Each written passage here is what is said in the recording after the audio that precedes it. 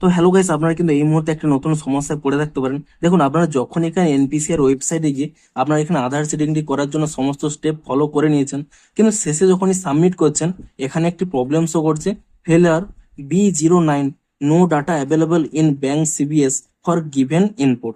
তো আপনাদের এখানে এই প্রবলেমটি কেন হচ্ছে কিংবা এর সলিউশন কি রয়েছে সেটাই জানাবো আজকের এই ভিডিওটিতে। তাই জন্য কিন্তু পুরো ভিডিওটি অবশ্যই দেখতে থাকুন। তো তার আগে ভিডিওটিকে অবশ্যই একটি লাইক করে দিন এবং এই চ্যানেলে যদি আজই নতুন এসে থাকেন এখনই চ্যানেলটিকে সাবস্ক্রাইব করে রাখুন এরকম নতুন নতুন ভিডিও দেখার জন্য।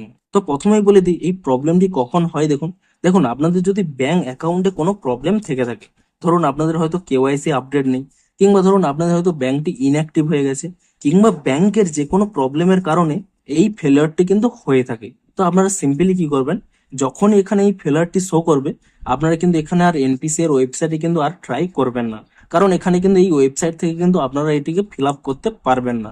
আপনারা কি করবেন, ইমিডিয়েটলি ব্যাংকে চলে যান, সেখানে আপনারা কিন্তু এই প্রবলেমটি জানাবেন, তারাই বলে দেবে যে আপনাদের অ্যাকাউন্টে কি প্রবলেম রয়েছে, যে কেওয়াইসি করতে হবে নাকি এফিডেভিট দিতে হবে, নাকি আপনাদের কি প্রবলেম রয়েছে কিংবা ইনঅ্যাক্টিভ রয়েছে অ্যাক্টিভ করতে হবে, আপনার ব্যাংকের ক্ষেত্রে কি প্রবলেম সেটি কিন্তু তারা জানিয়ে দেবে। দেখুন, প্রতিটি ব্যাংকের ক্ষেত্রে আলাদা আলাদা প্রবলেম থাকতে পারে, তাই জন্য আপনারা অবশ্যই ব্যাংকে ভিজিট করে এটা কিন্তু জিজ্ঞেস করে নিন যে আপনাদের ব্যাংক অ্যাকাউন্টে কি প্রবলেম রয়েছে, এবং তা আপনারা সেখান থেকে ফিক্স করে নিন।